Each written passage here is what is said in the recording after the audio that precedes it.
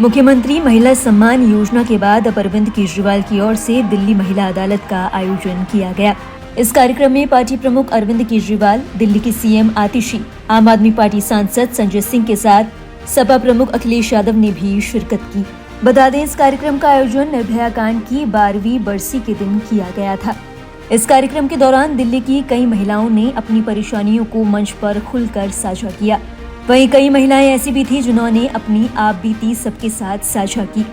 इस कार्यक्रम के दौरान अरविंद केजरीवाल ने महिला अदालत के कटघरे में बीजेपी को खड़ा करते हुए कहा कि दिल्ली में महिलाओं को घर से निकलने में भी डर लगता है।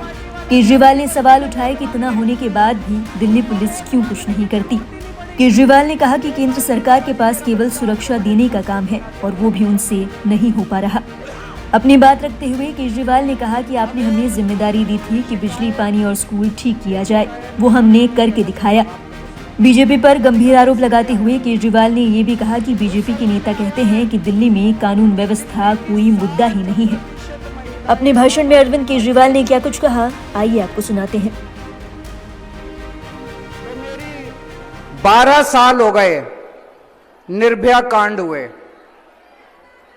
आज से 12 साल पहले हमारी एक छोटी बहन निर्भया के साथ बहुत ही वहशियाने तरीके के साथ बलात्कार किया गया, सामूहिक बलात्कार किया गया और फिर उसने दम तोड़ दिया। पूरा देश सड़कों के ऊपर आ गया था। एक बार तो ऐसे लगा था कि मूल चूल परिवर्तन हो जाएगा, अब व्यवस्था परिवर्तन होगा। ऐसा लगा कि आज के बाद कभी किसी महिला के साथ सड़कों पे छेड़खानी नहीं होगी। उस वक्त ऐसा लगा था कि अब महिलाओं को इस देश के अंदर न्याय मिलना चालू होगा। उस वक्त ऐसा लगा था कि महिलाओं को आज के बाद सम्मान मिलना चालू होगा। लेकिन आज दुख के साथ 12 साल के बाद, उस हादसे के 12 साल के बाद हम देख रहे हैं कि कम होना था दूर, महिलाओं के खिलाफ अत्याचार की घटनाएं लगातार दिन दूनी रात चौगुनी बढ़ती जा रही हैं। अभी आपके सामने जिस तरह से महिलाओं ने अपने केसेस रखे, दिल दहल जाता है। एक एक महिला का केस सुन के दिल दहल जाता है। और मैं आप लोगों से पूछना चाहता हूं, मेरे ख्याल से एक भी ऐसी महिला नहीं होगी जिसने कहीं ना कहीं किसी ना किसी तरह से अपमान का सामना ना करना पड़ा हो, चाहे वो बस हो, चाहे वो मेट्रो हो, चाहे वो सड़क के गुजरते हुए हो। हर जगह हर महिला ने कहीं ना कहीं तो अपमान का सामना किया है। आप लोगों से पूछना चाहता हूं, क्या यह कहना गलत है कि घर से निकलने में आज महिलाओं को डर लगता है? गलत कह रहा हूं मैं? किस किस को डर लगता है घर से निकलने में?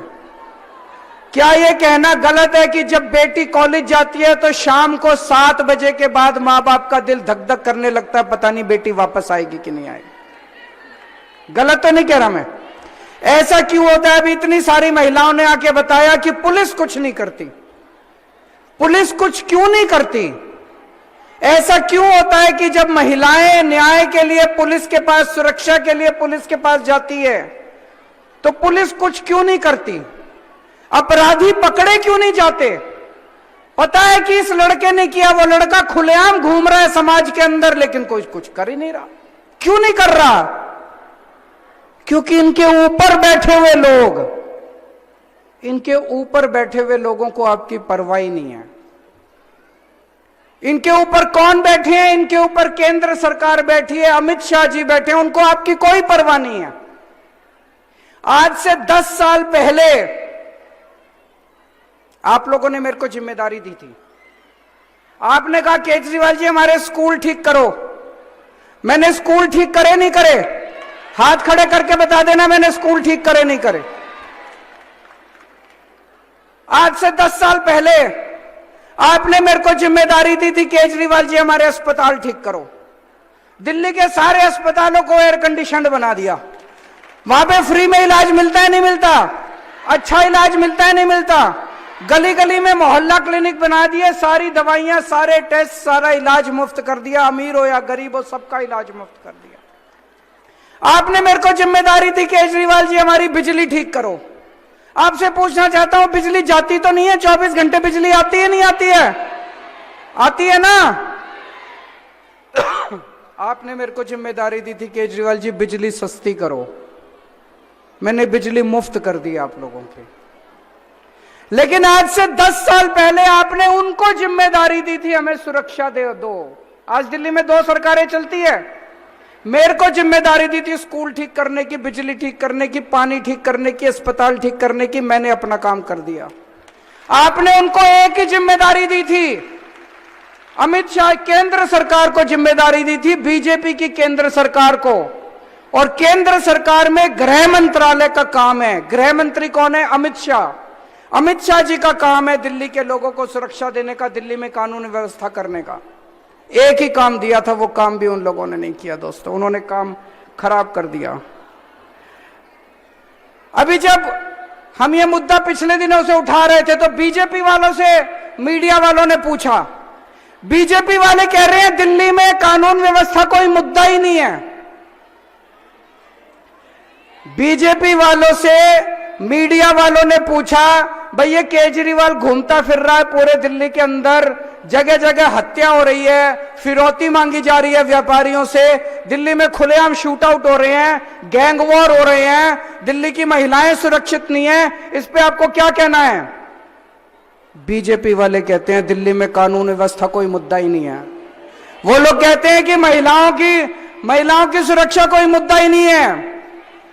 दोस्तों, दिल्ली में केंद्र सरकार का आंकड़ा कहता है रोज दिल्ली में 3 से 4 बलात्कार होते हैं, 3 से 4 बलात्कार।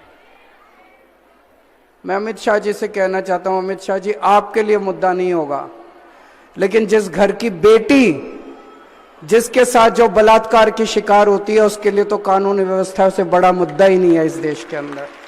अमित शाह जी के लिए एक ही मुद्दा है, पूरे देश में चुनाव करते घूमते रहते हैं, एमएलए खरीदते घूमते रहते हैं, सरकारें तोड़ते घूमते रहते हैं। केजरीवाल को जेल में डालो, हेमंत सोरेन को जेल में डालो, ईडी को छोड़ दो इसके पीछे, सीबीआई को छोड़ दो इसके पीछे, ये सरकार गिरा दो, झारखंड की सरकार गिरा दो, मध्य प्रदेश की, यही करते रहते हैं बस। आपकी सुरक्षा उनके लिए मुद्दा नहीं है, सरकारें गिराना, सरकारें बनाना उनके लिए मुद्दा है केवल। इस बार जब वो वोट मांगने आए बीजेपी वाले, तो उनको कह देना कि अब बीजेपी हमारे लिए कोई मुद्दा नहीं है। बता दें, महिला अदालत में समाजवादी पार्टी के अखिलेश यादव ने भी शिरकत की। उन्होंने अरविंद केजरीवाल का साथ देते हुए कहा कि दिल्ली में जब इतनी घटनाएं हो रही हैं तो सोचिए पूरे देश का क्या हाल होगा। उन्होंने अरविंद केजरीवाल की हौसला अफजाई करते हुए कहा कि इतना कुछ होने के बाद भी अरविंद केजरीवाल का हौसला टूटा नहीं।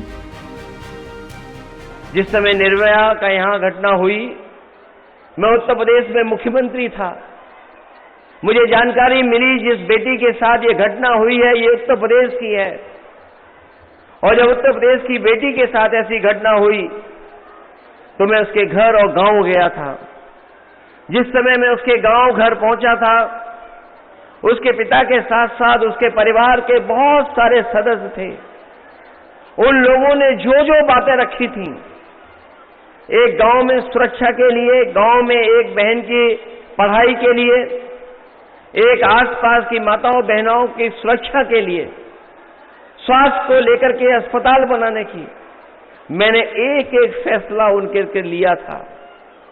वो चीजें बन गई, लेकिन मैं सत्ता से बाहर चला गया, बीजेपी की सरकार आ गई। वो दिन है और आज का दिन है, भारतीय जनता पार्टी के लोगों ने वहां पर मुड़ करके नहीं देखा है, वहां भेदभाव कर रहे हैं, और मैंने तो दिल्ली के लोगों के साथ भेदभाव होते हुए देखा है। मैं आपको बधाई देता हूं अरविंद केजरीवाल जी, इतना कुछ होने के बाद भी आपका हौसला कम नहीं हुआ है, और आज जो आपने सुरक्षा का सवाल उठाया है, मुझे पूरा भरोसा है यहां की माताएं बहनें मिलकर के अपने दिल्ली के लाल को दोबारा सम्मान दिलाने का काम करेंगे। और जहां पर माताओं बहनों का साथ मिल जाए, जहां पर हमारी बहनों का साथ मिल जाए, उस पार्टी का कोई मुकाबला नहीं कर सकता है। आज आपने एक बुनियादी सवाल को, जो हमारी मां, हमारी बेटी, हमारी बहन का जो सबसे बुनियादी सवाल है कि उसको सुरक्षा मिले, जो जिम्मेदारी आपकी होनी चाहिए थी, वो आपसे छीन करके दिल्ली वालों के पास है, गृह विभाग के पास है। मैंने जैसा कहा कि गृह विभाग केवल नाम का है, जो दिल्ली में सुरक्षा नहीं दे पा रहा, मणिपुर में सुरक्षा नहीं दे पा रहा, तो सोचो जो गृह विभाग का काम है वो काम कौन कर रहा है।